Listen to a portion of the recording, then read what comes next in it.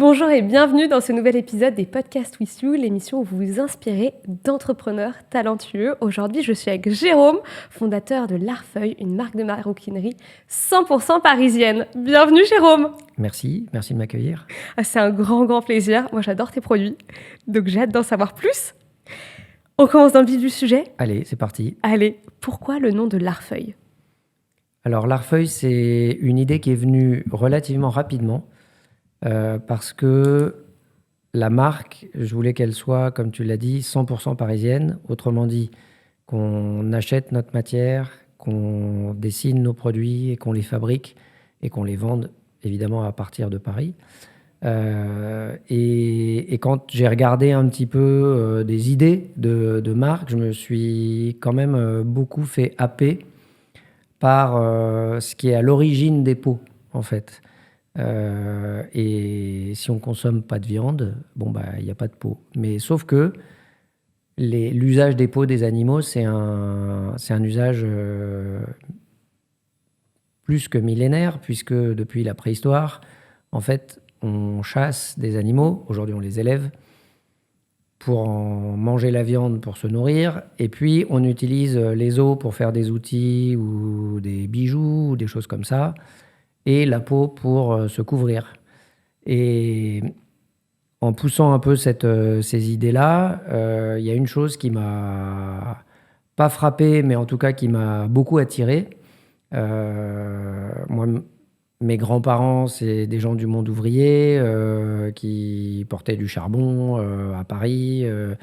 Donc j'ai une partie de ma famille qui est vraiment originaire du Paris des faubourgs, comme on dit. Ouais. Et le rôle des bouchers, la culture des bouchers du monde de la viande, puisqu'on parle des animaux, m'ont intrigué. Donc, je suis allé regarder un peu ce qu'il y avait. Je voulais qu'on ait un mot qui soit reconnaissable. Alors, il n'est pas très facile à prononcer quand on est anglophone, mais c'est pas grave. Et finalement, je me suis arrêté sur tout un tas d'idées autour d'une langue ou d'un langage que les bouchers avaient développé, qui s'appelle le louchbem, pour se parler entre eux, un langage secret, pour se parler entre eux et donc ne pas être compris des autres. Donc c'est le principe de tous les argots, toutes les langues comme ça. C'est souvent pour des questions économiques. On ne veut pas que les gens sachent ce qu'on se dit sur les prix, etc. Et puis c'est une manière aussi de créer une communauté de gens qui se comprennent. Et donc s'il n'y avait pas de boucher à l'époque, il n'y avait pas de peau. S'il n'y a pas de peau, il n'y a pas de cuir. S'il n'y a pas de cuir, il n'y a pas de maroquinerie. Donc je me suis dit qu'il y avait un fil intéressant à attirer en utilisant un mot de leur langage qui correspondait à ce qu'on faisait comme métier. Autrement dit, l'Arfeuille, c'est-à-dire un portefeuille. Ça a été le premier produit que j'ai dessiné. Et l'identité, ou en tout cas l'univers de la marque que je voulais installer, c'était celui d'une marque dont on pouvait reconnaître qu'elle était parisienne, dont on pouvait dire qu'elle était parisienne à 100%, et du coup qui avait un nom qui venait du cœur de Paris, en l'occurrence des Halles, et pas plus central, Ouais. et d'un métier qui est aussi un métier artisanal, en grande partie, en tout cas à l'époque, et qui aujourd'hui me permet, la marque, à la fois d'encapsuler l'ensemble de ce qu'on dit et de ce qu'on fait, et puis aussi de raconter cette petite histoire pour dire qu'elle n'est pas sortie de nulle part. Elle aurait pu sortir d'un chapeau et ça aurait pu être un nom un peu comme ça au hasard ou évocateur d'autre chose. Mais je trouvais qu'elle allait bien avec ce qu'on veut faire et avec ce que j'ai envie de raconter sur le processus créatif, sur le processus de production, sur l'univers qu'on a envie de partager avec les clients, même s'ils sont à l'étranger et qu'ils ont du mal à dire le mot. Parce que l'Arfeuille, quand on est anglophone ou d'une autre origine, c'est linguistique, c'est assez compliqué à prononcer. Pas facile, ouais. Mais c'est bien parce que ça fait que les gens se souviennent. C'est incroyable, j'adore ton histoire. C'est empreint de culture, de vraie bonne culture parisienne. Faut être un peu curieux. Après, c'est pas non plus révolutionnaire, mais par contre, c'est un mot auquel je suis très attaché parce que on a commencé avec ces objets-là qui sont des petits objets à mettre dans les poches et que depuis 5 ans maintenant, on développe tout un tas de choses qui vont beaucoup plus loin. Mais le mien, il est dans ma poche depuis bien plus que 5 ans, le premier que j'ai dessiné. Et ça fait partie des choses qu'on vend pas mal. Donc je suis content d'avoir et à la fois rencontré ce mot-là et qu'on se sente bien de le porter C'est trop à la fois chouette. comme nom d'entreprise et dans la poche.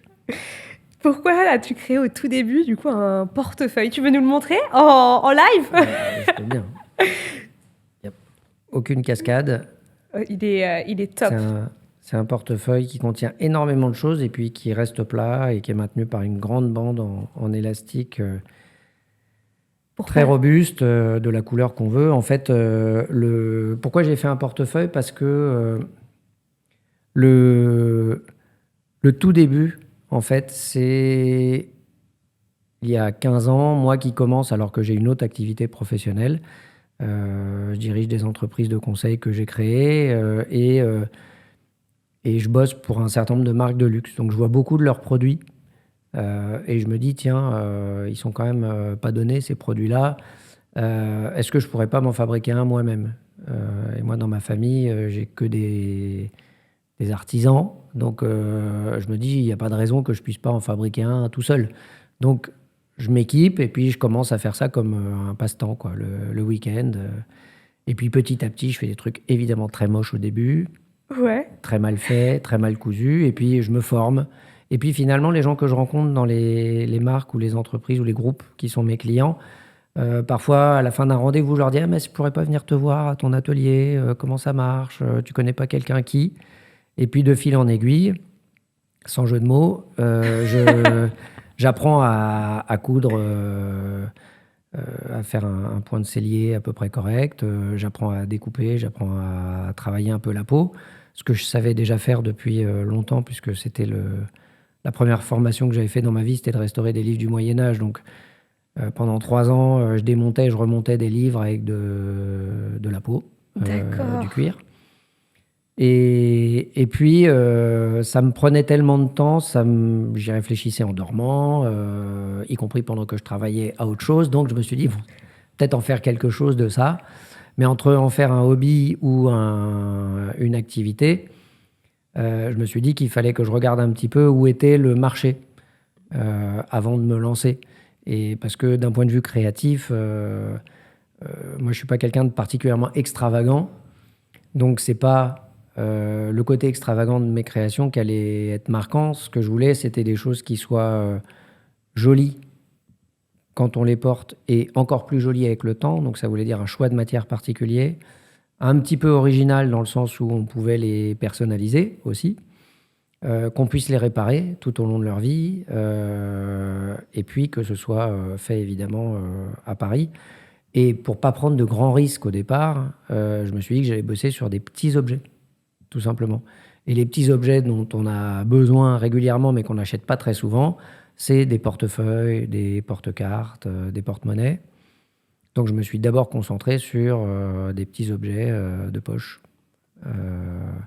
Et c'est comme ça que en rencontrant des gens du métier, je leur montrais ce que j'avais en tête, tout ça. C'est comme ça que leur validation m'a poussé à me dire, OK, on peut démarrer, mais je ne vais pas monter une boîte pour vendre 3 portefeuilles. Donc je vais déjà tester, je vais en parler autour de moi, voir si les gens adhèrent un peu à l'idée, etc. Ça a pris quelques mois. Et puis au bout d'1 an, je me suis dit, bon, il y a l'air d'y avoir un peu de curiosité, de l'intérêt, les gens en reviennent. Donc, je vais essayer de faire quelque chose, mais de façon un peu plus structurée. Donc, au départ, je prends un atelier dans lequel je fabrique. J'ai un certain nombre de copains, copines, directeurs de création, des gens dans le secteur de la mode, etc., qui commencent à me rejoindre, pas forcément à plein temps, mais qui m'orientent sur les choses que je ne sais pas faire. Et puis, le Covid arrive. Et en fait, je me dis que c'est le bon moment pour faire quelque chose, puisque j'ai du temps. Voilà. Donc, pendant l'épidémie, je fais des prototypes, je travaille, je développe, etc. Je vends un peu en ligne. Ouais. Et puis, passé le Covid, je me dis, bon, bah, il faut que je fasse quelque chose. Donc, je fais un premier petit pop-up, puis ça fonctionne bien. Je me dis, bon, un deuxième. Et puis après, je me dis, bah, finalement, le commerce, c'est quand même d'être d'abord en face des gens. Moi, je ne crois pas trop aux modèles entièrement digitaux. Ouais. D'ailleurs, les modèles digitaux qui fonctionnent bien, c'est des modèles qui essaient de créer des communautés dans la vraie vie aussi. Et j'imaginais pas que c'était pas possible, mais que ça coûtait très très cher de créer une communauté quand on est déjà à des phases avancées de ce qu'est Instagram, de ce que sont les réseaux sociaux. Ouais. Donc je me suis dit que je voulais d'abord faire un atelier parce qu'il fallait que je produise. Il fallait sans doute que j'ai des gens qui bossent avec moi si on se développait. Donc je ne pouvais pas les mettre dans mon appart ou dans un atelier qui faisait 20 mètres carrés. Ça aurait été serré. Un peu. Et puis il fallait montrer aux gens qui passent ce qu'on fait parce que les clients, c'est ça aussi. Les études de marché, il n'y a rien de mieux qu'une boutique. C'est une étude de marché permanente, quoi. Donc j'ai profité du fait que c'était la pandémie et qu'on était tous cloîtrés chez nous pour chercher des locaux, si possible dans un quartier où il y a un peu de passage. Ouais. Et puis j'ai commencé comme ça. Et tu as Voilà. trouvé en plus une super boutique dans le 3e, dans le Marais. Ouais. Alors au début, c'était un tout petit atelier boutique et puis qui était attenant à une autre boutique qui a fermé pendant le Covid. Et du coup, j'ai bougé de mur. Ok. Voilà. Mon propriétaire était le même. Et du coup, j'ai pu agrandir l'espace de travail et l'espace de vente sans trop de complications. Et surtout avoir une vraie vitrine, puisque, encore une fois, le commerce, c'est d'abord l'emplacement, c'est du flux, il faut que ce soit vivant, et il faut que les gens se sentent bien accueillis. Et je voulais que les clients ou les curieux, en fait, aient une... Alors, je ne suis pas très fan de ce mot expérience, mais bon, en tout cas, que le fait de rentrer dans l'atelier provoque quelque chose. Et moi, la raison pour laquelle j'ai commencé à vouloir restaurer des livres quand j'étais plus jeune, c'est parce que j'étais tombé amoureux de l'odeur du papier. Et puis par le cheminement, de l'odeur de la peau aussi. Et donc, c'est très sensoriel. Et la première chose que les gens disent quand ils arrivent dans l'atelier, ils poussent la porte, la première chose qu'ils disent, c'est « ça sent bon ici ». Donc c'est une façon de dire bonjour qui est toujours plus agréable que juste de rentrer, de ne pas parler et de partir. Et puis je voulais qu'ils voient que tout était fait là. C'est-à-dire que la notion de transparence sur ce qu'on fait et comment on le fait, elle devait être évidente. Donc les gens nous voient travailler, comme une cuisine ouverte dans un resto en fait. On fonctionne un peu comme un restaurant. C'est-à-dire que les gens... commande, on ne fait pas de stock, on fabrique tout à la demande. Ça aussi, beaucoup de gens m'avaient dit, c'est pas possible, ça marchera pas. Et ça fait 5 ans qu'on fabrique tout à la demande et qu'on se développe, donc c'est possible, même quand on n'est pas à Hermès. Donc la sensation, je voulais que les gens puissent toucher, regarder aussi les pots avec lesquels on travaille. Donc on a des échantillons, des choses que les gens peuvent expérimenter. Ouais. Et la personnalisation, le service autour des objets qu'on fabrique, fait partie aussi de cette fameuse expérience qui permet de nous placer dans des endroits du marché qui sont un peu différents. Il y a des gens qui fabriquent à Paris, pas beaucoup. On est très peu en réalité, on est moins de 5. D'accord. Il y a des gens qui fabriquent à Paris à la machine, il y a des gens qui fabriquent à la main, comme nous, l'entièreté de leur production. Il n'y en a pas, à ma connaissance, à part peut-être Hermès. Mais on ne se positionne pas comme Hermès du tout. On veut faire de la maroquinerie qu'on a appelée pour la vie, c'est-à-dire pour la vie de tous les jours et qui dure. On ne fait pas des œuvres d'art, on fait des choses qui doivent être un peu différente de ce qu'on trouve dans les boutiques de point de vue du design. Ouais. C'est aussi ça notre manière de faire. Et le petit langage décalé des bouchers, c'est aussi le langage qu'on a d'un point de vue créatif, de trouver des manières de faire des choses qui soient légères, pratiques, qu'on peut réparer, et originales sans être extravagantes. Ouais, c'est Voilà. exactement toi ce que tu proposes. Et c'est trop marrant parce que je me rappelle très très bien la première impression que j'ai eue en rentrant dans ta boutique. Et c'est l'odeur. En effet, j'ai tout de suite pensé ça. Et quand j'ai vu tes produits, je me suis vraiment dit, c'est du cuir presque brut, tu vois. Il y a vraiment la matière qu'on retrouve. Et quand tu aimes le cuir, tu vois, parce que c'est un super beau matériau, c'est très noble, on peut que être fan de tes produits. Et c'est vraiment tu vois, ce que je me rappelle de ta boutique. Bah, j'espère, c'est super chouette comme retour. Je pense qu'on crée avec les gens qui adhèrent à cette manière de faire une Ouais. relation un peu plus complète que juste des gens qui achètent un produit. Et j'ose croire, l'avenir le dira, que c'est ce qui nous permet de nous développer aussi, de créer une fidélité au moins à la démarche. Après, à la marque, c'est toujours aléatoire, mais ça se travaille. Et puis, c'est une démarche. Le fait de créer une entreprise ou une marque n'est pas pour moi le truc le plus compliqué. J'en ai fait beaucoup dans ma vie des entreprises, donc c'était pas un frein.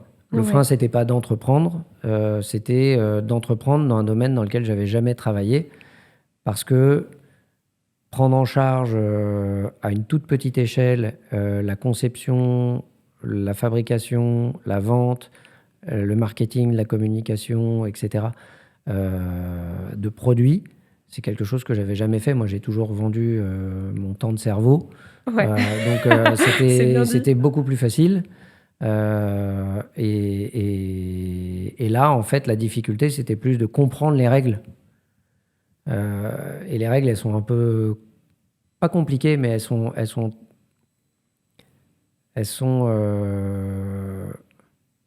sans doute pour l'ensemble des gens qui entreprennent dans ce domaine, Ouais. très compliquées à mettre en œuvre. Si on n'a pas beaucoup d'argent, c'est exceptionnel qu'on arrive à monter une boîte qui dure.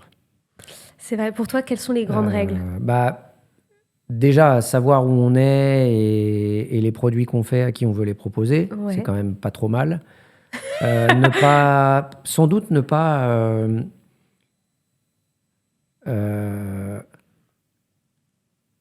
savoir un peu quelle est l'étape d'après. Avoir un petit peu de vision sur Ouais. faire un produit génial, c'est cool, mais qu'est-ce qu'il y a après? Est-ce qu'on a envie de faire un one-shot? Est-ce qu'on a envie de faire une marque ou une entreprise pour la revendre au bout de 3 ans parce qu'on a fait un produit super qui a très bien marché, mais on veut faire autre chose? Est-ce qu'on a envie de s'installer dans le paysage? Est-ce qu'on a envie de proximité, de distance avec les clients? Est-ce que tout ça, c'est des choses qui font que ça ajuste ou pas le projet, mais globalement, j'ai la chance d'interagir avec beaucoup de marques. Notamment parce qu'on est dans un incubateur de la fédération et des métiers du cuir Ah, génial ça. qui s'appelle ADC, qui est très dynamique et dans lequel il y a toutes les marques émergentes qui ont du potentiel. Et en fait, je vois quand même des schémas se reproduire, qui d'ailleurs sont les mêmes que les gens qui ne font pas partie de cet incubateur. Hein. C'est que aujourd'hui, les marques qui se lancent ou les marques récentes, c'est souvent une personne qui design, une personne qui fait du marketing. On fait faire des prototypes. Après, on fait faire une production d'une collection ou d'une capsule, souvent hors de France, parce que en France, tout le monde dit que c'est trop cher. On pourrait y revenir, je suis pas d'accord. Tout le monde dit que c'est trop compliqué. On pourrait y revenir, je suis pas d'accord. Et c'est parce que c'est la solution que le marché impose. Le marché impose pour des questions de coût du travail, pour des questions tout ça, que finalement, en Europe, c'est mieux de faire fabriquer pour la qualité et les prix. Au Portugal, si on veut des bons prix et de la qualité, de la bonne qualité. En Italie, si on veut de la très bonne qualité et avec des prix un peu plus élevés. Mais il n'en reste pas moins que quand on est un designer et un créateur, il faut quand même vérifier comment bossent les ateliers pour être sûr que la qualité est au rendez-vous de ce qu'on souhaite. Donc, faut se déplacer, faire des allers-retours, on fait des protos, des contre-protos, etc. Tout ça, c'est la manière dont le marché fonctionne traditionnellement, ce qui fait qu'une marque jeune a déjà investi beaucoup d'argent avant de sortir un produit à montrer. Ouais. Et donc la barrière à l'entrée, ça c'est une des règles, elle est déjà importante. Faire un produit qu'on a envie de proposer au marché, c'est pas si simple que ça. Ensuite, faire un produit qu'on va proposer au marché dans une quantité, des couleurs, une qualité de matière, etc., particulière, c'est une autre étape. Et puis faire savoir ce qu'on fait. Combien il y a de gens qui lancent des produits et qui malheureusement n'ont pas les moyens d'investir en communication. Et tout le monde n'a pas la chance d'avoir des parents très fortunés ou une famille qui est déjà dans le métier.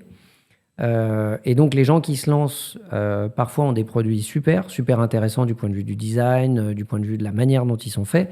Mais en fait, créer une petite attente et puis hop, ça retombe parce que j'ai plus les moyens de payer la promo sur Instagram. J'en ai marre de payer des pop-up, ça coûte cher de payer des prototypistes et puis des agences, des machins. Il y a tellement d'intermédiaires à faire bosser pour faire exister une marque. Donc, une des règles du métier, pour répondre à ta question, c'est arriver à comprendre déjà ça pour savoir comment on a envie de se positionner par rapport à toutes ces contraintes. Est-ce qu'on a envie de les accepter ? Et dans ce cas-là, il faut qu'on ait les moyens de les accepter, ou est-ce qu'on veut s'en affranchir ? Et toi, tu as fait un truc super parce qu'à l'époque, tu as fait tes propres prototypes. Tu as bossé à fond afin de pouvoir créer le produit qui te correspondait, qui correspondait à ta future marque. Disons que le temps que j'ai passé à apprendre, finalement, m'a servi à ça. Moi, je ne suis pas prototypiste de métier, mais par contre, j'ai une de mes associées qui était dans une très grande maison de luxe avant, qui me dit, mais en fait, ce que tu fais, c'est de la bricologie. J'adore le mot. C'est exactement ça. C'est-à-dire que la bricologie, ça résume bien la manière dont moi j'envisage l'objet. C'est-à-dire, je regarde d'abord la matière, parce que c'est elle qui va guider un peu tout ce qu'on fait. Okay. C'est sa contrainte, son épaisseur, comment je la travaille, etc. Moi, ça ne m'intéresse pas de faire une forme qui est à la mode, avec un cuir avec plein de plastique dessus, parce que c'est à la mode, et puis des zips dans tous les sens et tout ça. Ce qui m'intéresse, c'est pour que ça dure, que ça vieillisse bien, comment la matière, déjà, elle travaille toute seule. J'ai pas envie d'avoir des tonnes de doublures si ça n'a pas de sens dans la vie de l'objet. Donc, finalement, on fait presque plus de la sellerie que de la maroquinerie. Okay. En termes de métier. Parce qu'on assemble du cuir qui est brut ou travaillé, fini de manière très naturelle. On utilise une technique d'assemblage qui s'appelle le point de sellier, qui est en fait, on un fil avec une aiguille à chaque extrémité et puis on fait une boucle à chaque... on fait un nœud à chaque boucle, pour faire simple. Donc c'est un peu plus robuste qu'une couture machine. Et donc, on fait un peu plus de la sellerie. Et si on s'inspire un peu de la manière dont travaillent les selliers, les bourreliers, mais aussi les maroquiniers, en fait, on trouve un entre-deux qui est intéressant pour ce qui me concerne, parce que comme on fabrique tout à la demande, moi, je ne peux pas dire à un client, vous voulez un sac vert, on va attendre que j'ai fait ma commande de sac vert de X dizaines ou centaines de pièces au Portugal ou ailleurs, ou en France, pourquoi pas, mais on va attendre que je l'ai reçu pour que vous l'ayez. Parce que ma conviction, maintenant un peu plus forte qu'elle l'était il y a 5 ans, c'est que oui, un client peut venir chez nous, dire « moi je voudrais tel modèle de sac, de telle couleur, je voudrais changer, je voudrais un bouton pour le fermer, je voudrais une bandoulière un peu plus longue ou plus courte, ou plus large, etc. » Ça coûte en réalité pas beaucoup plus cher à faire. Okay. Et le client est prêt à payer pour des petites options qui rendent son objet finalement unique pour lui. Et ça, c'est un peu ça, c'est les apprentissages du marché, du marketing des marques de luxe aussi, c'est d'apporter un niveau de service important. Mais à la différence des marques de luxe, pour nous, et dans la manière qu'on a de fonctionner, en fait, c'est pas un service qui coûte beaucoup d'argent, ni aux clients, ni à nous. Donc, on peut se permettre de l'offrir à tout le monde. De même que la garantie, par exemple, sur les coutures. On a produit plusieurs milliers de pièces depuis notre création. Je pense que si on a dû récupérer entre 5 et 10 sacs qu'il fallait réparer parce qu'il y avait une couture qui avait lâché, ou une pièce qui avait lâché, soit parce qu'il y a peut-être une malfaçon d'une pièce en laiton, ou juste un morceau de fil qu'on n'a pas repéré, qui était un peu moins robuste qu'un autre, on est capable de réparer gratuitement, en fait, parce que finalement... même si demain on doit réparer 10 sacs par an, c'est rien du tout en termes de temps passé, mais en termes de service et de promesses, c'est important. Bien sûr, Voilà. ça te fidélise les clients à fond. Donc, ça, c'est ces manières-là, ces règles du marché que le marché a imposées pour que des marques se développent. Moi, je ne me suis pas inscrit en faux, c'est juste que je me suis dit que je voulais faire autrement. Ouais. Parce que si je mettais les mêmes armes que les autres dans la bataille, j'étais pas sûr de gagner. J'avais pas énormément d'argent à dépenser sur Instagram, pas énormément d'argent et en trésorerie pour acheter de la matière et fabriquer des séries, des collections. Donc, on a fait un chemin important depuis 5 ans quand même sur les aspects créatifs, fabrication, qualité, contrôle qualité, etc. Mais quasiment tout à l'inverse de ce que propose le marché aujourd'hui.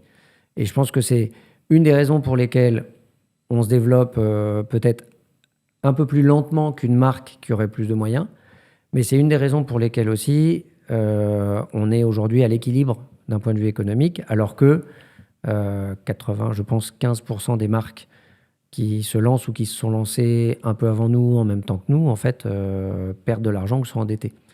Et c'est aussi la règle du marché, pour l'une des dernières, en tout cas à connaître, c'est que très souvent, pour des questions de trésorerie, de fragilité, les marques ont du mal à payer leurs fournisseurs, ont du mal à payer les ateliers. Les ateliers, quand on est une petite marque, on n'est pas prioritaire. Bah ouais. Les petites séries, c'est compliqué, etc.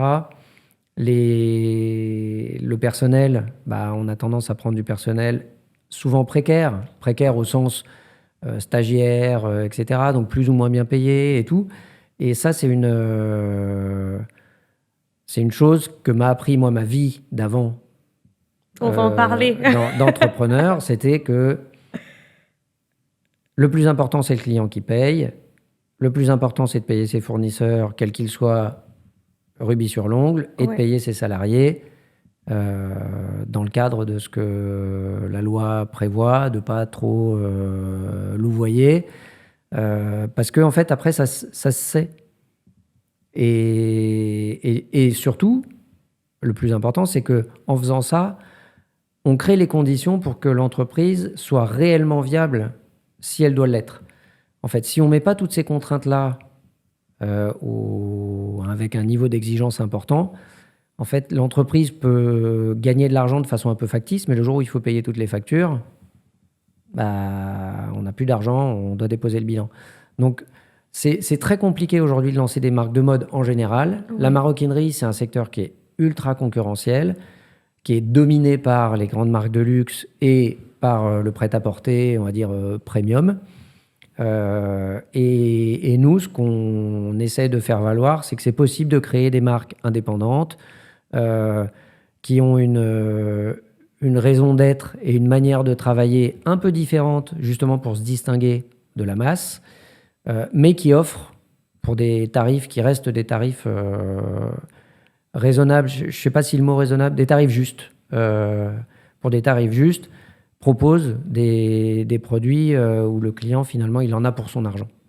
Et pour longtemps aussi, parce que tu as un produit qui dure sur le temps. Moi, je l'ai vu, j'ai vu tes portefeuilles durer sur plusieurs années. Et c'est vrai que c'est incroyable, la qualité du cuir se patine un peu. Parfois, il y a des clés qui ont fait quelques traces. Mais le produit est beau. Et je trouve que même, il est encore plus beau avec le temps. Il y a quelque chose un peu qui se passe. Et je trouve que c'est toute ta philosophie. Ça va avec. Mais ouais, et je trouve ça beau de créer un produit en pensant son vieillissement. C'est un peu là aussi, c'est à contre-courant du marché. Les clientes, notamment, souhaitent, ou en tout cas les marques, pour des questions justement de retour client, etc., de moins en moins font l'effort de faire de la pédagogie sur ce qu'est le cuir. Donc le cuir aujourd'hui qu'on achète, dans la plupart des cas quand on achète un sac, c'est un cuir qui est tanné et fini tanné au chrome. Alors, c'est pas toujours dégoûtant, c'est-à-dire que c'est un tannage qui utilise des produits chimiques, mais qui de plus en plus est fait, en tout cas quand c'est fait en Europe, dans des conditions où l'eau n'est pas rejetée dans les rivières, etc. C'est pas vrai dans le monde entier, c'est vrai surtout en Europe. Et souvent, à ce tannage au chrome, on rajoute ce qu'on appelle des apprêts ou des finitions qui équivalent à mettre du vernis, de la peinture sur de la peau. Donc en fait, on voit plus la peau. On voit une couleur, une couche de trucs qui ressemblent à du plastique. Et si les clients sont OK avec ça, moi, j'ai pas de critique. Chacun fait comme il a envie et achète ce qu'il a envie d'acheter. Moi, je trouve que c'est dommage, mais encore une fois, ça demande de faire de la pédagogie avec les gens qui se questionnent. Comment on entretient ce type de cuir, comment on fait pourquoi il va être plus foncé dans quelques années qu'au départ, etc. Et moi, je trouve ça intéressant d'avoir un produit qui évolue avec vous et pas que ce soit un produit figé dans le temps, parce qu'un produit figé, j'ai du mal à comprendre comment on peut s'y attacher. Alors que un produit qui a les marques de votre usage, de votre manière de faire, il est forcément, on s'y attache un peu plus. Mais ouais, il y a de Ouais. l'âme. Et vraiment, c'est ce que Et je vois ça dans tes arrive, hein, produits. le portefeuille est un objet qu'on ne voit jamais, c'est rangé. Mais c'est un objet qu'on utilise tout le temps. Euh, je sais un certain nombre de gens qui en ont, ou des porte-cartes, ou des choses comme ça, me disent souvent c'est comme un doudou, c'est-à-dire qu'ils mettent la main dans leur poche juste pour le toucher, pour le plaisir du contact avec la peau patinée. Ça n'a pas de prix. Et j'imagine mal, alors, quelqu'un avec un sac qui coûte des milliers d'euros, le caresser, voilà, pour se dire, tiens, c'est mon doudou. Non, c'est précieux. Donc, à part les gens extrêmement riches qui les traitent comme si c'était un sac en papier, la plupart des gens qui achètent des sacs de luxe, en fait, c'est des investissements. Ouais, bien sûr. Et la plupart des sacs de luxe qui sont vendus ne sont pas forcément en cuir, ils sont en toile enduite. Donc, c'est pas les mêmes, on n'a pas la même relation avec un sac qui coûte cher qu'avec un sac qui a coûté un peu moins cher. On n'a pas la même relation avec un sac qui s'abîme qu'avec un sac qui se patine. Et on ne l'utilise pas, un sac qui coûte des milliers d'euros, pour aller faire ses courses, pour se balader dans le métro, etc. Ça aussi, quand on dit qu'on fait de la maroquinerie pour la vie, c'est pour la vie du quotidien. C'est pas forcément, même si pour certaines occasions, il peut y avoir des choses chez nous qui peuvent être adaptées, mais on fait pas des choses qui doivent rester dans un placard, sinon ça n'a pas de sens ce qu'on fait. C'est fantastique. D'où te viennent un peu ces valeurs de ça doit durer dans le temps, ça doit être bien produit, tout ça. Est-ce que tu as déjà réfléchi ou pas?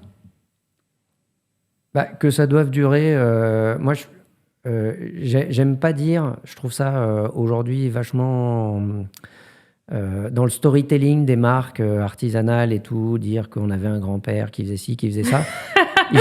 Il se trouve que moi... Tu vas voilà, raconter ça. il se trouve que mon grand-père paternel était tailleur de pierre, ma grand-mère paternelle était bonne du curé, ils vivaient tous les deux à la montagne, mon grand-père maternel, il portait du charbon dans les cafés à Paris, et ma grand-mère maternelle, elle était couturière. Ok. Donc, c'est la question de l'argent, la question de l'investissement qu'on fait dans quelque chose, pour moi, elle est culturelle. Elle n'est pas liée à une mode. Donc, la qualité de ce qu'on va acheter, la qualité d'une maison, dans ma famille, tout le monde construit sa maison, tout seul. Incroyable. J'adorerais pouvoir faire ça. Un jour. Mais on construit une maison parce qu'on a envie d'avoir un endroit qui dure pour toute la vie, parce qu'on n'a pas les moyens de changer tous les 5 ans de lieu de vie, parce qu'on s'endette sur des années, parce qu'on ne gagne pas des 1000 et des 100, etc. Donc, la question de l'usage de l'argent et du produit qu'on va choisir et qu'on va vouloir garder, de son entretien, etc., elle est cruciale. Quand on n'a pas beaucoup les moyens, il vaut mieux acheter. C'est des règles un peu, pas bêtes, mais connues. En réalité, les gens qui disent qu'une Mercedes, c'est plus intéressant d'acheter une Mercedes quand on est pauvre que d'acheter une Renault, à l'époque, c'est sur la durée de vie, c'est évidemment un très bon achat. Sauf que les gens qui n'ont pas les moyens, ils n'ont pas les moyens de se projeter très loin. Bah ouais. Donc, il y a cette idée que ce qu'on doit faire pour que ça vaille le coup de dépenser la somme qu'on va y mettre, c'est une question plus d'être raccord et d'être redevable vis-à-vis du client. que ce qu'il achète, il va le garder. Et il va le garder, qu'il l'utilise ou pas. Et s'il l'utilise et qu'il l'utilise tellement qu'il faille le réparer, on va lui réparer pour qu'il continue à le garder. Donc ça, c'est des choses qui viennent, je pense, ça vient de mon éducation. Et puis après, il y a aussi, moi, en tant que consommateur, pendant des années, j'ai vu naître plein de marques dites de commerce équitable, durable, de mode équitable, de mode durable, etc. C'est du bon storytelling. Souvent, en fait, ces marques péchaient par leur excès de contraintes qu'elles se mettaient pour faire des choses les plus clean possibles. Ouais. Donc ça leur créait beaucoup de blocages. Et puis, péchaient aussi, du coup, assez souvent, par manque de moyens pour avoir un produit que les gens aient envie d'acheter. Et si on met l'argument de la durabilité en premier, le client, en fait, d'une certaine façon, on le culpabilise un peu. Et pour ce qui me concerne, et ce que j'ai appris de ces années-là et de l'interaction avec toutes ces marques, c'est que la première raison pour laquelle le commerce ne changera pas ses règles. En tout cas, un client, il va être attiré par quelque chose, un meuble, une fringue, un tableau, que sais-je, une voiture. Il va d'abord être attiré par ce qu'il voit. Et si ce qu'il voit inconsciemment lui évoque un certain nombre d'autres choses, c'est encore mieux. C'est seulement après qu'on peut dire, si les gens posent la question ou s'ils sont curieux, on peut leur dire que ça a été fait à Paris, à la main, que c'est personnalisable, etc. Et du coup, ça va les rassurer sur le fait qu'ils ont fait le bon choix. Mais si on n'a pas des produits attractifs, désirables, comme disait un prof de Sciences Po qui était spécialiste de la question, qui s'appelait Guillaume Saint-Denis, si on n'a pas des produits désirables, on peut difficilement vendre la durabilité derrière. C'est vrai qu'il faut un ensemble de choses pour que ça marche. Et si on parlait un peu, toi, de ce qui t'inspire, donc tu es quand même très très proche de la matière première, du cuir. Comment tu les choisis, tes cuirs ? Alors, j'ai pas beaucoup de difficultés à les choisir. J'ai fait le tour de tous les fournisseurs qu'il y avait à Paris. Ouais. Je suis allé en voir certains ailleurs. Et je suis tombé sur un fournisseur qui travaille avec la seule tannerie en Europe de ce niveau-là, de qualité, qui fait que du tannage végétal. Et par rapport aux idées que j'avais, en fait, c'était le cuir qui avait toutes les qualités que je cherchais. Parce que le cuir tanné végétal, il est un peu plus raide que le cuir tanné au chrome. En plus, j'utilise de la vache, donc c'est un peu plus raide aussi que l'agneau, que la chèvre. Et comme moi, la première collection que j'ai développée de sacs, c'était des sacs inspirés par les sacs en papier du commerce. Il fallait qu'on ait une illusion d'optique et une illusion au toucher, une illusion à l'usage, que de loin, ça pourrait être du papier craft. Et en fait, il n'y a que ce cuir-là qui fonctionne comme ça. Les autres, on ne peut pas faire les mêmes effets, on ne peut pas le froisser. C'est du cuir que je peux froisser et qui va garder les traces du froissage comme si c'était du papier froissé. Donc c'est parce que ce fournisseur avait cette qualité de cuir que j'ai commencé à travailler avec lui et qu'on continue aujourd'hui à être, on est un de ses très bons clients parce que l'essentiel de notre production, elle est faite avec cette qualité de cuir qui par ailleurs vieillit de façon incroyable.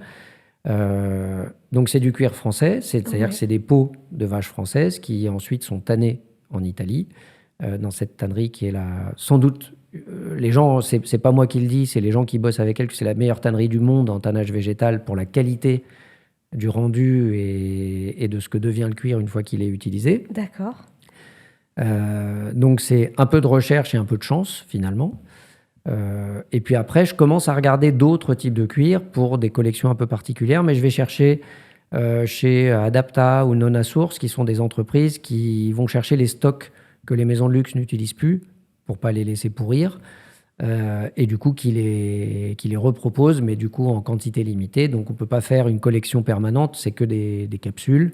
Ouais. Mais je commence aussi à travailler avec ces cuirs-là, et ça m'arrive de faire des prototypes ou des tests avec des cuirs alternatifs, enfin des matériaux alternatifs. On n'a pas le droit de dire cuir parce que ça n'en est pas. Mais c'est pas très, on va dire, pour ce qui me concerne, ça marche pas. Ok. Voilà. Les matériaux, les revêtements à partir de pommes, d'ananas, Ouais, de je tout pense à ça. ça fonctionne pas très bien. Puis c'est très fin, non? Euh, Enfin, à chaque fois que je vois des produits, Ouais, c'est mais pas... c'est assez robuste, on va dire, d'un point de vue usage unique. Par contre, après, il y a la question, ça se patine pas parce que c'est forcément c'est du plastique, c'est de la colle avec des fibres végétales. Euh, donc, il n'y a pas ce que moi je cherche. Il y a pas le côté sensoriel, il n'existe pas. Donc, Ouais. c'est difficile après d'aller plus loin, même si je vais chercher d'autres aspects créatifs.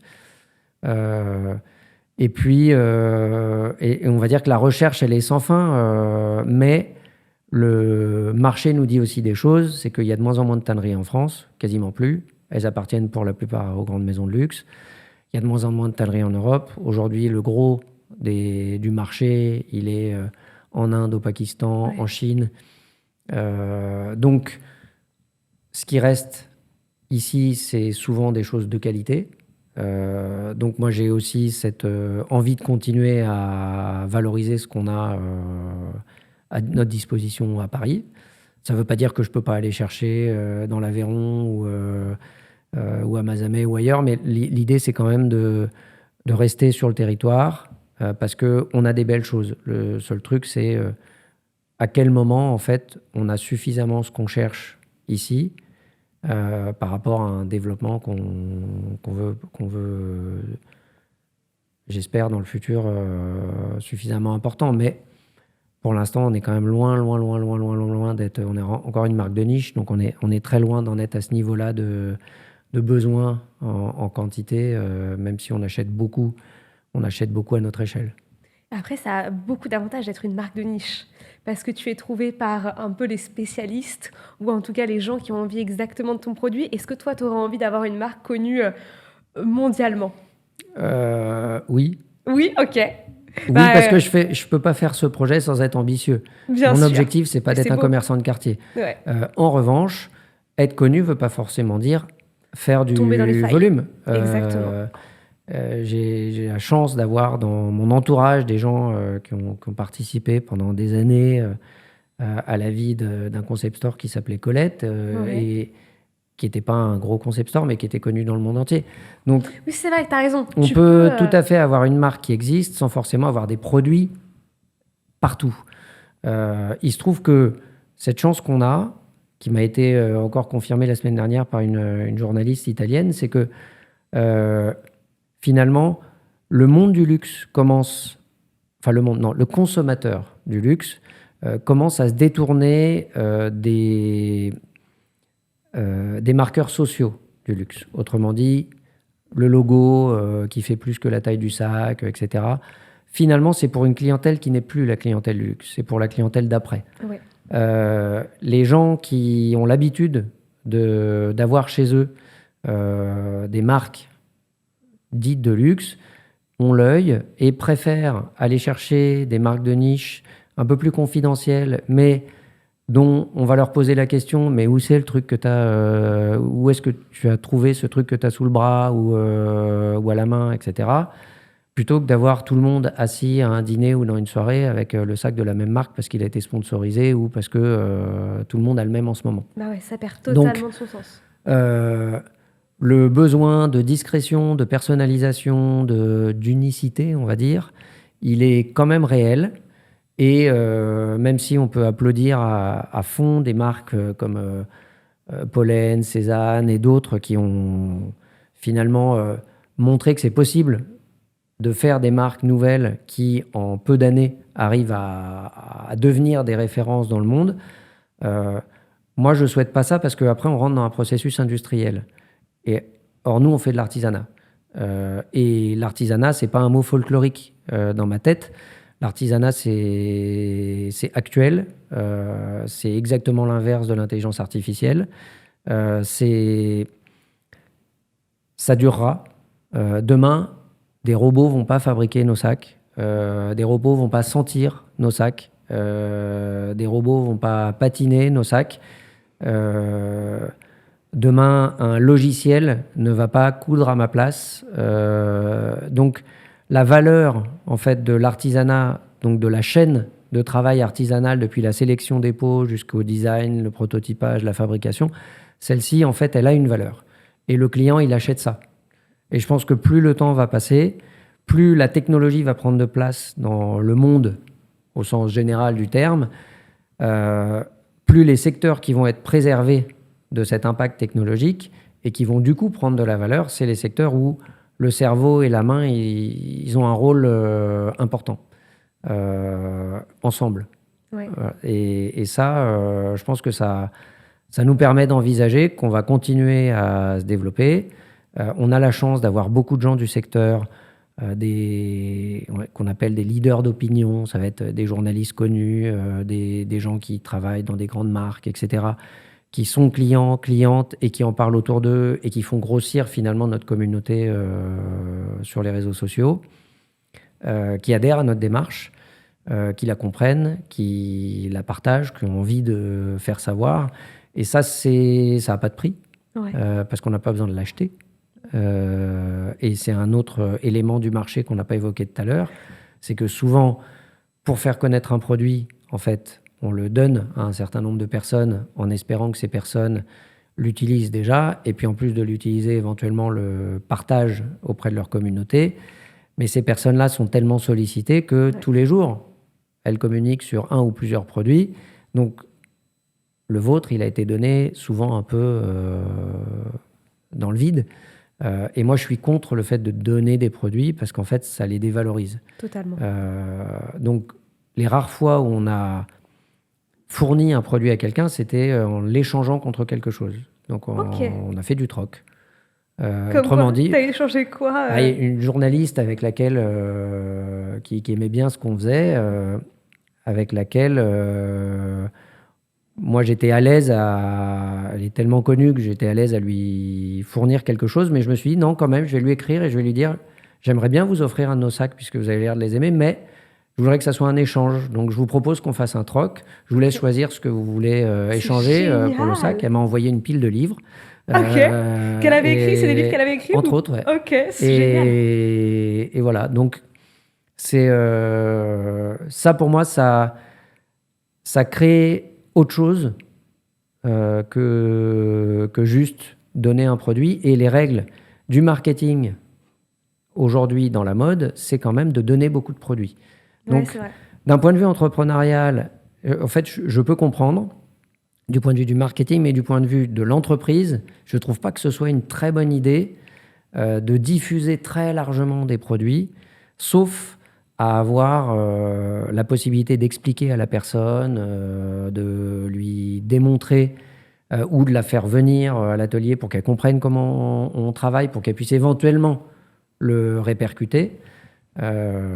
Et ça, on l'a fait avec quelques autres journalistes de la presse mode, et ça fonctionne plutôt bien, à tel point qu'on n'a jamais eu à faire des productions pour les offrir jusqu'à présent. Donc je dis pas que c'est pas un truc qu'on fera jamais, parce qu'il faut jamais dire jamais, mais en tout cas, pour l'instant, le fait de faire du troc et de proposer autre chose que de l'argent ou un produit, pour les personnes qui sont vraiment curieuses, qui ont envie d'aller au-delà de juste avoir un produit gratuit, ça fonctionne. Non, mais je suis fan. Tu vois, tout à l'heure, tu disais que l'Arfeuille, vous pensiez des produits un peu à côté, mais en fait, même dans ta stratégie, elle est un peu différente de ce qu'on fait, elle est un peu à côté, et je trouve que c'est hyper précurseur. C'est hyper malin dans c'est surtout que c'est saturé. Hein. Enfin, je sais pas si c'est malin. Tout le monde le fait, donc si on le fait, on est invisible. Pour être visible, ton échange, c'est trop bien. Il faut arriver à... En fait, c'est aussi la petite différence. Moi, comme je suis un peu plus vieux, j'ai un peu plus expérimenté de situations ou vu d'autres en expérimenter par rapport aux jeunes créateurs ou aux jeunes créatrices qui ne sont pas dénués de talent du tout. Parfois, qui ont les intuitions ou les codes de langage des réseaux sociaux beaucoup plus avancés que les miens. Mais en tout cas, moi, je crois beaucoup au fait qu'une marque, elle peut pas exister hors de la vraie vie. Et que quand quelqu'un parle d'une marque, déjà, autour de lui, c'est parce qu'il a quelque chose, il a envie de raconter un truc aux gens qu'il côtoie. Il a envie de montrer, il a envie de dire « Ah tiens, tu connais pas ce truc-là ». Et c'est vrai, je le fais aussi pour d'autres, en fait. De dire, oh là là, cette marque, elle est géniale, je les ai rencontrés à Lyon il n'y a pas longtemps, ils font des fringues super, en plus c'est des petites quantités, c'est bien foutu, c'est hyper bien coupé et tout ça. Si je peux le dire, je le dis. Et en fait, j'ai pas eu de cadeau, c'est juste que je trouve que la démarche, elle est chouette. Et je pense que tout le monde est un peu pareil. On est content de faire découvrir des trucs qu'on aime bien. Donc, c'est dans la vraie vie que ça se passe. Et pour que ça se passe dans la vraie vie, il faut interagir avec les gens, il faut les faire venir chez nous. Parfois, ils viennent tout seuls parce qu'ils nous ont vus sur Insta ou parce que quelqu'un leur a dit tu devrais passer chez machin. Parfois, c'est nous qui les contactons pour les inviter. Souvent, ils ne nous répondent pas. Et puis, parfois, ils répondent. Et ils viennent et il se passe des trucs qu'on n'imagine pas. Cette année, je pense qu'on va avoir entre 6 et 10 collaborations, soit avec des marques, soit avec des gens qui ont une communauté autour des questions de design, de l'élégance, de tout ce enfin, plein de domaines différents. Et ça sera à chaque fois le fruit, c'est des prototypes ou des modèles qu'on va sortir qui sont le fruit d'un travail en commun, parce qu'ils sont venus à l'atelier, parce qu'on a discuté, parce qu'on a essayé de comprendre comment ils travaillaient, ce qui les faisait un peu vibrer. Eux ont compris comment nous on travaillait. Et il va sortir des choses qu'on vendra ou pas. On ne s'oblige pas à le faire, en fait. Peut-être qu'on les offrira. Et ça, pour moi, c'est ce qui crée l'attachement éventuellement à une marque et le fait que les gens ont envie d'en parler. Mais c'est fantastique tout ça. C'est vraiment fantastique. On verra dans quelques années. On verra. On arrive à la fin de l'interview. J'ai tellement encore de questions à te poser que j'avais dit que j'étais bavard. J'en reviens pas. C'est passionnant. Moi, il y a quelque chose qui m'avait particulièrement intriguée la première fois que je discutais avec toi. C'est que finalement, ton parcours, tu l'as vraiment construit par toi-même. Parce que quand tu avais 18 ans, pour le coup, rien ne te menait à là. Tu es vraiment parti de rien. Oui. Tu étais livreur, c'est ton premier métier, c'était livreur, c'est ça ? Alors, la formation que j'ai faite, c'était une formation de restauration de livres du Moyen-Âge. Ok. En fait, pour te résumer, si c'est la fin, je pense que mon parcours, c'est une somme de rencontres. Ok. Avec des gens pour qui j'ai encore beaucoup d'affection, même s'ils ne sont plus là. La personne qui m'a appris la restauration de livres, qui était la dernière maître relieur qu'il y avait à Paris, où j'ai passé pendant 3 ans dans son atelier à côté du cimetière du Montparnasse, qui faisait 15 mètres carrés, où elle dormait, qui était moitié aveugle, mais qui arrivait à sentir l'épaisseur des pages de livres avec juste le bout de son doigt. Enfin, des choses comme une magicienne, quoi, qui était une référence, cette personne-là, qui m'a ensuite permis d'avoir un client qui était patron d'une grande maison d'édition, collectionneur de livres, qui voyait bien que je gagnais pas ma vie, qui m'a dit un jour, si tu veux un boulot à côté, dis-moi, peut-être que ça peut t'intéresser, je te fais rencontrer les gens de notre service commercial. Et puis je suis resté 7 ans dans cette boîte à apprendre en fait à faire du commerce, du marketing, tout ça. De cette boîte-là qui arrivait à la fin, c'était une grande maison d'édition juridique, à la fin des années 90, c'était le début d'Internet, le tout début, qui commençait à vouloir faire des sites web. Il se trouve que moi, mon père, c'est un informaticien de la première heure, donc j'avais un ordinateur depuis que j'étais tout petit, je savais m'en servir alors que les gens ne savaient pas. Donc c'était ma seule valeur ajoutée, mais elle tombait au bon moment. Puis finalement, j'ai rejoint des gens qui montaient une start-up à l'époque. On appelait encore ça les start-up de la première génération, fin des années 90. À l'américaine, j'ai monté la boîte dans ma chambre pendant 2 ans, et puis on a fait une boîte qui était présente dans toute l'Europe. Enfin, j'ai appris à entreprendre avec des gens qui, à chaque fois, sont venus sur mon parcours. Alors, parfois, c'est moi qui les sollicitais, parfois, c'était quelqu'un qui me les avait présentés, mais c'est cette somme de rencontres avec des gens du monde, après de la communication, des grands patrons, des artistes. Et en fait, je crois que la seule chose dans mon parcours qui est commune, enfin qui est le fil rouge, c'est d'avoir un petit peu de curiosité en dehors de ce que je sais faire et de m'attacher à des gens parce que je les trouve cool et que ce soit réciproque. Cool, ça ne veut pas dire à la mode. Cool, pour moi, c'est des gens qui ont un certain nombre de valeurs, qui ont une forme de génie. Parfois, c'était des gens un peu fous. Et c'est eux qui m'ont finalement construit. Moi, j'ai suivi un peu le chemin qu'ils me montraient. Et puis après, il faut aussi prendre un peu de risques. Quand on n'a pas grand-chose à perdre, c'est pas très dur. J'adore. Quel Voilà. serait ton slogan, si jamais t'en as fait un? Un slogan pour l'Arfeuille Après, ou pour, cette phrase était géniale. Hein. Faut savoir prendre un peu de risque si jamais t'as rien à perdre. Ça pourrait être un slogan. Ouais, Non, pour toi, dans ta vie. pour moi, dans ma Dans vie, ta vie, vie, Ok, c'est tout. c'est beau. Tu es quelqu'un qui croque la vie à pleines dents. T'as l'impression enfin, en tout cas, d'essayer de vivre à 100% tes journées. Non, moi, je suis un fainéant. Ça se voit pas. Je suis un fainéant contrarié. Ok. C'est-à-dire que je travaille beaucoup plus que la moyenne mais je m'en rends pas compte parce que je fais les choses que j'aime bien, que j'ai envie de faire, que je procrastine beaucoup, mais que quand je suis focalisé sur quelque chose, je le fais à fond. Donc, je sais pas si. Est-ce que je crois que la vie. Je suis quelqu'un d'assez raisonnable en réalité. Hein. Ok. Donc, je suis plutôt la fourmi que la cigale. Donc, Mais la fourmi passionnée, par contre. passionné parce que peut-être j'aurai une autre passion dans 10 ans, mais en tout cas Ouais. là, je suis passionné par ce que je fais, par les gens que je rencontre, par les perspectives que j'ai devant moi et qu'on a devant nous avec l'équipe et avec les gens avec qui je bosse. Parce que effectivement, comme tu disais, s'il y a 5 ans, on m'avait dit que ce serait là, j'aurais signé tout de suite. Alors que tous les jours, je me dis, est-ce que ça va durer? Comment je fais pour que ça dure, pour que ça se développe? Je suis évidemment plein de doutes. Bah ouais. Mais c'est exceptionnel et ta marque aujourd'hui est super, tout comme tes produits. Bah, c'est très gentil.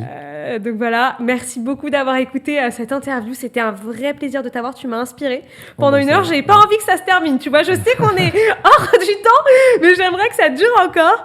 Et je vous remercie encore une fois à vous. Surtout, mettez des commentaires, mettez un gros cœur rouge si vous avez aimé l'histoire de Jérôme.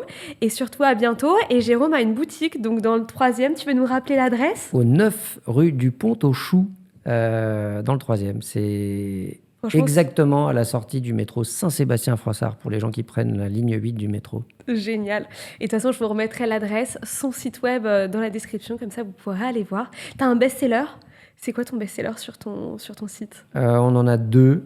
Le lunch bag, qui est un sac inspiré des sacs en papier alimentaire, en fait, qu'on vend beaucoup. Il est vraiment joli.